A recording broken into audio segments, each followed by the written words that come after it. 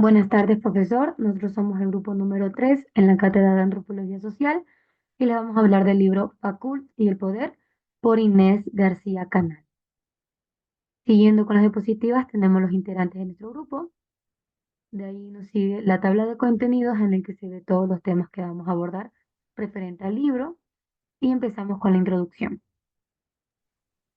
Michel Foucault fue un filósofo, historiador y teórico social francés del siglo XX, conocido por sus estudios sobre el poder, el conocimiento y la constitución del sujeto. A lo largo de su obra, Foucault no se enfocó en entender al ser humano desde una esencia fija, sino que en investigar cómo se ha llegado a ser lo que somos en distintas épocas y contextos. A través de un enfoque crítico e histórico, analizó las instituciones, los discursos y las prácticas que han definido lo que consideramos normal, verdadero o legítimo. Dentro de este libro nos muestra que para Foucault el poder no es algo que se tiene, solamente los gobiernos, los policías o los jefes, más bien es algo que está en todos lados. Está en la escuela, en la familia, en el hospital, en lo que decimos, en cómo actuamos, etc. No es una cosa que se posee, sino es algo que se ejerce, como una especie de red que atraviesa todas nuestras relaciones. Y lo más interesante es que no solo sirve para prohibir o castigar, también sirve para crear. El poder crea normas, ideas, formas de vivir, de pensar, de ver el mundo y hasta de vernos a nosotros mismos. Una idea importante es que el poder siempre se da en relaciones de fuerza. No es algo fijo ni estable, sino algo que cambia todo el tiempo, algo que se mueve y que se adapta. Y es ahí donde aparece la resistencia. Donde hay poder, hay formas de oponerse a él. A veces no son cosas grandes, como protestas o movimientos, pero muchas veces son gestos pequeños, o sea, la forma de vivir que salen un poco de lo que se espera. Decisiones personales que rompen la norma, maneras distintas de pensar o de actuar. La definición del poder. Este pensamiento, este organizador gráfico fue hecho en base al pensamiento de Foucault. Este nos permite visualizar cómo su concepción del poder desafía las categorías tradicionales. El poder deja de ser una propiedad de alguien que detenga y pasa a ser una red de relaciones dinámicas. Se ejerce en las prácticas cotidianas y está incrustado en todos los ámbitos de la vida social. Esta mirada es clave para analizar los contextos, como en el Ecuador, donde las formas del poder no solo se reducen a lo estatal o a lo jurídico. En el caso ecuatoriano, esta concepción permite observar cómo el poder se ejerce a través de múltiples mecanismos de control que se trascienden el Estado. Por ejemplo, el sistema educativo se produce de forma normativa mediante discursos que delimitan lo que es ser un buen estudiante o un ciudadano ejemplar. En el sistema de salud o los medios de comunicación, los discursos se construyen en verdades sobre el cuerpo, la sexualidad o la familia, que disciplinan y moldean comportamientos. Facul también habla de la microfísica del poder, es decir, del ejercicio del poder a nivel de los cuerpos, de los detalles y de los espacios más íntimos. En el Ecuador, esta microfísica puede observarse en las formas de control comunitario, donde los líderes barriales o familiares ejercen presión social para mantener ciertas normas y valores. El poder no solo se impone desde arriba, sino que se produce desde abajo. Además, las vinculaciones del poder son la clave para que la política ecuatoriana sea contemporánea. En definitiva, aplicar la noción facultiana al poder del contexto ecuatoriano nos permite desenmascarar cómo se configura y ejerce el poder, más allá del Estado, evidenciando su carácter productivo y capilar.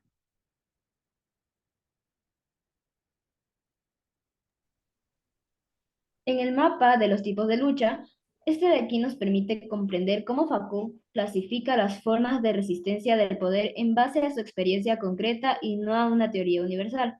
En el caso de Ecuador, estas categorías ayudan a interpretar luchas sociales y políticas resistentes desde una perspectiva de Foucault. La lucha contra la dominación se expresa en los reclamos de los pueblos indígenas, que resisten no solamente a la opresión económica, sino también a la cultural e identitaria. Por ejemplo, el movimiento indígena ecuatoriano ha cambiado durante las décadas la imposición del modelo de desarrollo extractivista, que ignora sus saberes, su territorio y formas de vida. Esta lucha no es solo económica, sino también simbólica, ya que busca transformar los discursos históricamente que se han deslegitimado. Asimismo, la lucha contra la discriminación se puede observar en los movimientos feministas y LGBTIQ+, que cuestionan las normas de género impuestas y las prácticas institucionales que regulan la sexualidad y el cuerpo. Estas luchas no buscan simplemente integrarse al orden existente, sino que reconfiguran los marcos de subjetividad. Se trata de una resistencia a los modos en que el poder ha moldeado los cuerpos, deseos e identidades. En cuanto a la lucha contra la sujeción, esta se evidencia en los cuestionamientos al autoritarismo estatal y al apartado judicial. La resistencia frente a normas de subjetivación política, por ejemplo, la imposición a un ciudadano modelo perfecto, es funcional al poder, o sea, muestra cómo el poder busca persuadir a los sujetos útiles, obedientes y normativizados. Además, Foucault insiste que en estas luchas no son totalmente ni centralizadas. Esto refleja en Ecuador la dispersión de protestas sociales, los movimientos que emergen de diferentes territorios, a menudo sin conexión entre sí, pero que comparten un fondo en común de oposición a diversas formas de control. Estas luchas son, en esencia, formas de producción de lo nuevo. No solo buscan resistir, sino crear alternativas. Por ello, entender la lucha de Foucault ofrece claves valiosas para analizar el conflicto social en el Ecuador contemporáneo. En este mapa vamos a ver los tres momentos de la obra de Foucault, centrándonos en la manera en la que trata al sujeto a lo largo del pensamiento. El primer momento nos habla de la arqueología del saber, en donde Foucault analiza cómo el lenguaje, el trabajo e incluso la vida moderna realiza al sujeto. Es aquí donde aparece la idea de que el ser humano no es una intervención reciente. Este enfoque está más relacionado con las estructuras de conocimiento y cómo éstas configuran a las personas. Después de esto, Foucault se encamina a su segundo tiempo, en la que nos explica la genealogía del poder. En este periodo no se centra simplemente en el poder del Estado, sino en cómo el poder funciona como una red de estrategias y tácticas que pasan por toda la sociedad. Aquí es donde se forma el concepto de dispositivos que al final toma poder como mecanismo de control social. Es así que contribuyen a la sociedad de lo que es normal y lo que es patológico. Siguiendo su camino, Foucault nos lleva al tercer tiempo, que se conoce como la estética, que se conoce como la estética de la existencia. En esta parte, el autor nos refiere a un enfoque subjetivo, es decir, aquí aparece una preocupación más ética, pues vinculada a la transformación personal a través del autoconocimiento. Aunque en otros libros también trata temas de sexualidad y conciencia, Foucault mantiene su enfoque en el sujeto, desde las distintas perspectivas como lo son el poder, el lenguaje, la experiencia, entre otros que ya fueron mencionados anteriormente. Por consiguiente, la evolución del poder pastoral hacia las formas más peculiares en la sociedad contemporánea genera importantes reflexiones sobre los mecanismos actuales de gobernanza y control social. Aunque muchas veces este poder se presenta como una estrategia para asegurar el bienestar general, también puede convertirse en una herramienta que restringe la libertad individual y promueve la conformidad.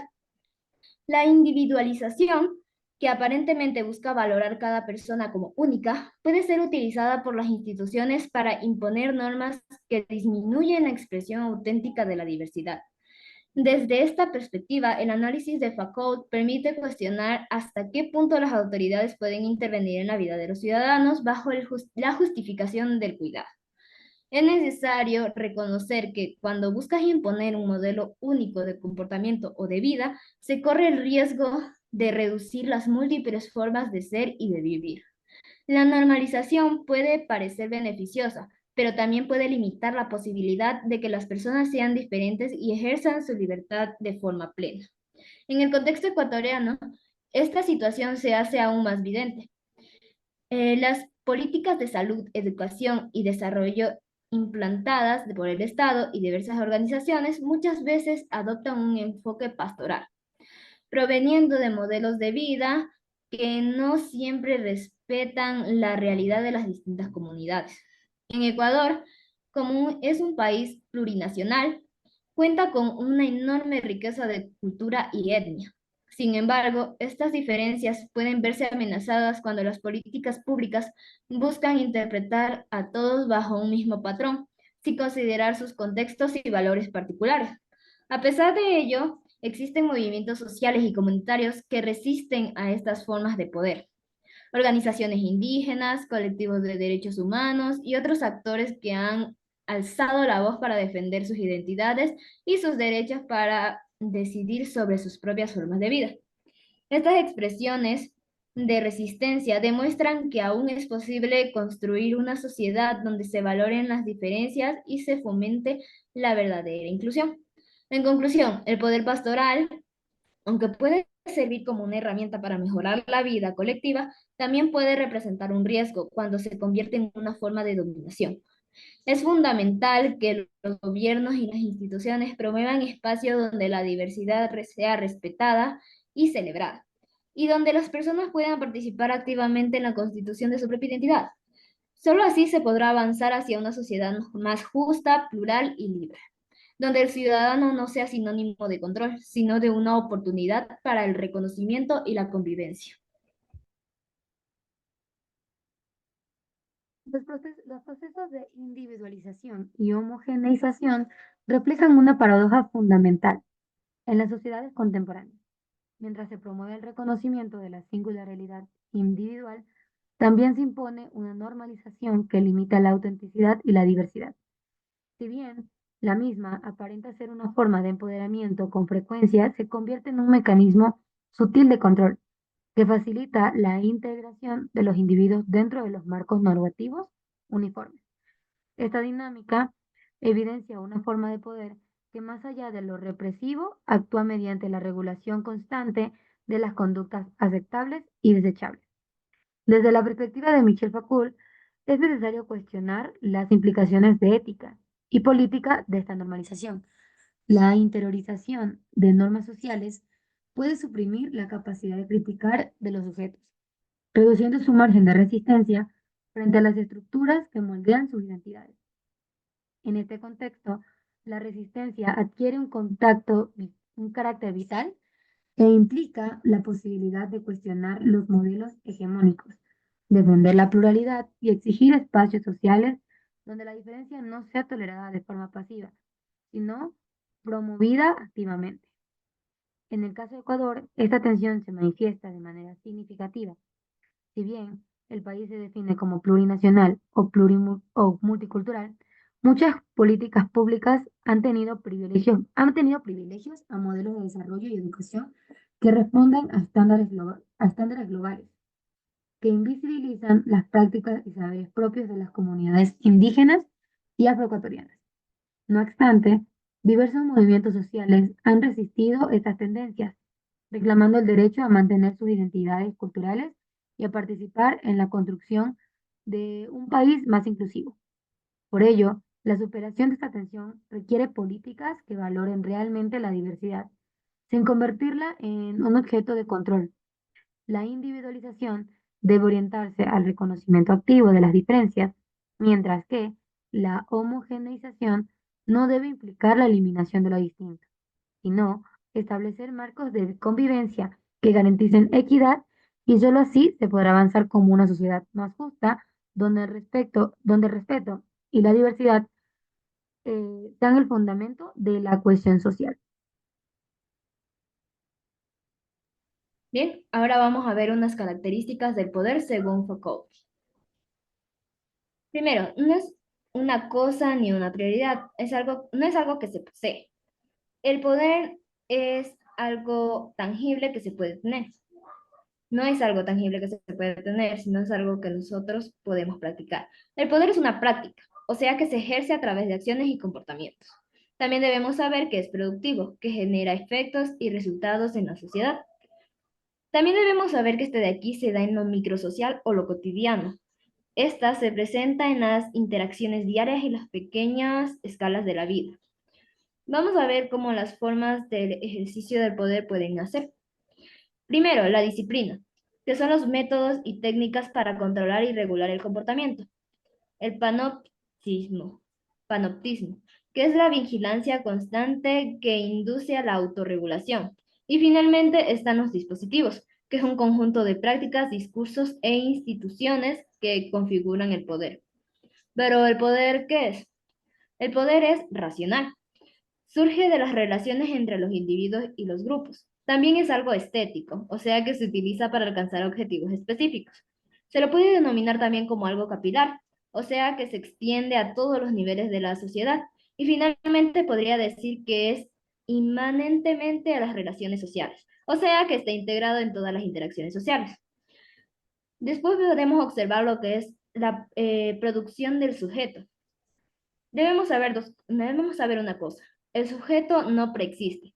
Los individuos son formados y definidos por las relaciones del poder. Como por ejemplo, podemos decir que una persona es el loco, el delincuente, el niño, el enfermo mental, etcétera, etcétera. Finalmente hablaré un poco sobre el saber y el poder. Debemos entender dos cosas. El saber no es neutral. El conocimiento está influenciado por el poder. Y el poder se legitima y produce a través del saber.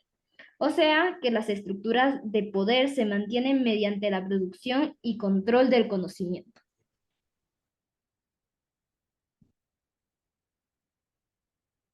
Bueno, en cuanto a la resistencia al poder, empecemos hablando por los principios fundamentales. Donde hay poder, existe resistencia. La resistencia siempre está presente donde hay una relación de poder. No es una fuerza externa que se pone el poder desde afuera, sino que está integrada dentro de la red de relaciones de poder. La resistencia no es exterior al poder, como ya se mencionó, está dentro de la misma.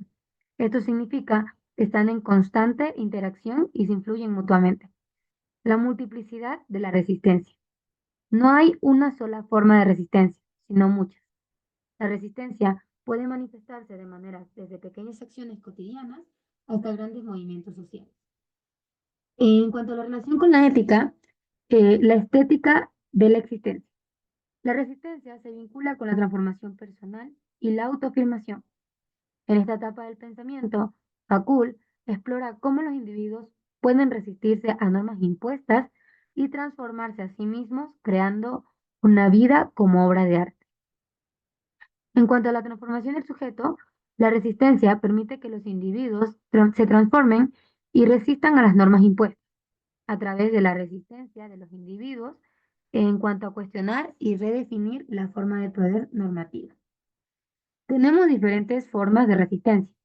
Por ejemplo, la fuga, que son escapar de las normas estructuradas del poder. Esta puede ser una forma de resistencia que permita a los individuos encontrar espacios de autonomía y libertad. Rechazo de normas impuestas también es otra forma de resistencia, que consiste en desafiar y no conformarse con las normas establecidas. Este rechazo puede manifestarse en diversas formas, desde la desobediencia civil hasta la creación de nuevas formas de conocimientos y prácticas. Las prácticas y subjetivas y de autogobernabilidad son acciones que desafían al poder y promueven la autonomía. Estas prácticas pueden incluir la creación de comunidades alternativas, de autoeducación y la autogestión. En cuanto a la autoconstrucción del sujeto, es crear las nuevas formas de ser y de actuar.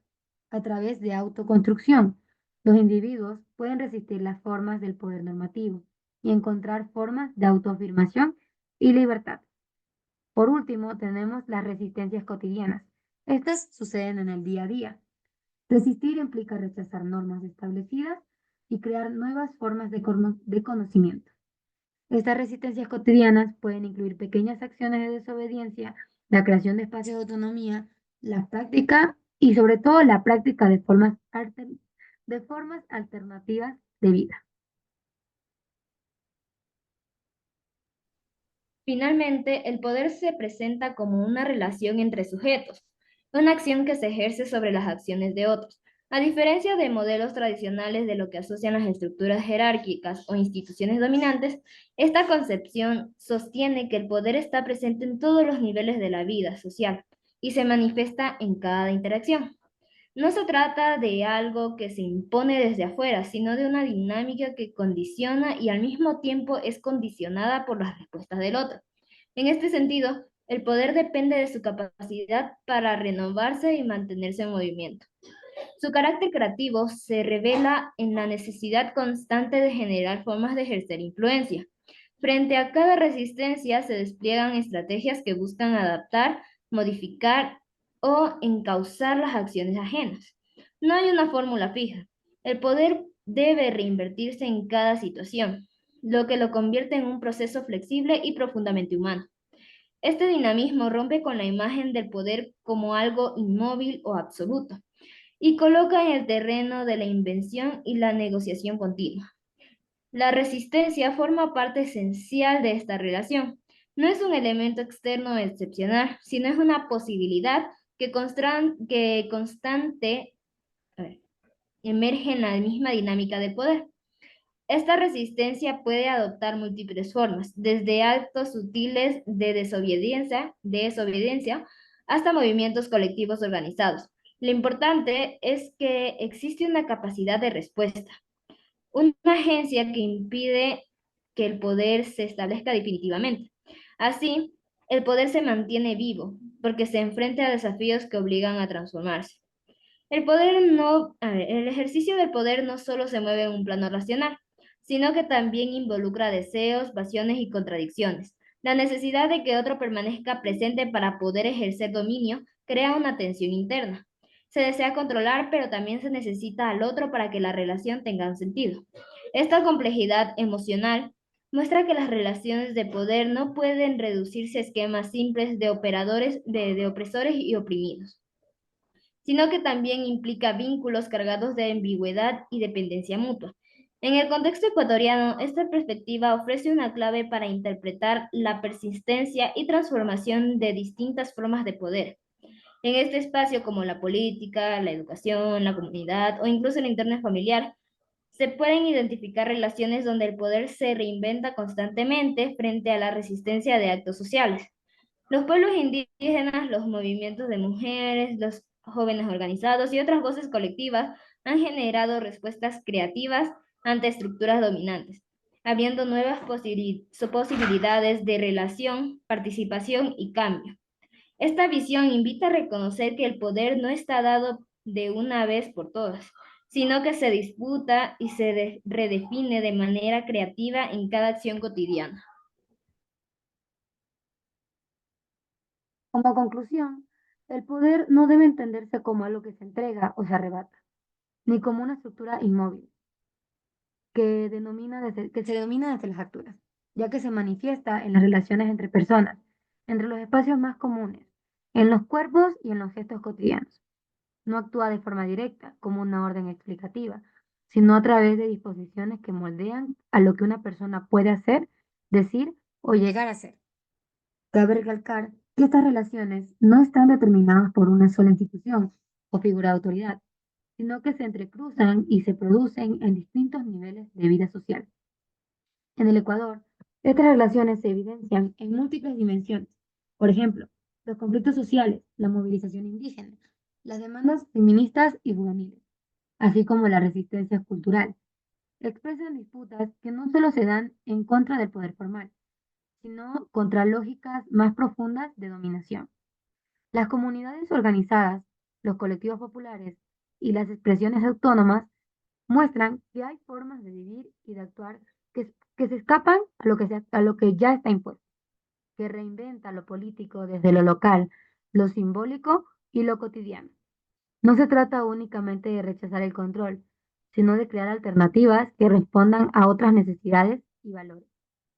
Pensar el poder como una relación activa, cambiante y distribuida en distintos niveles no solo permite comprender mejor cómo se organiza la sociedad, también invita a actuar con mayor conciencia sobre las propias decisiones, a reconocer cuándo se produce una relación injusta y cuándo se abre la posibilidad a hacer las cosas de otro modo. Ninguna estructura es definitiva. Cuando se sabe de todas formas de poder está abierta a la resistencia, el cambio y a la creación de nuevas formas de convivencia. Gracias.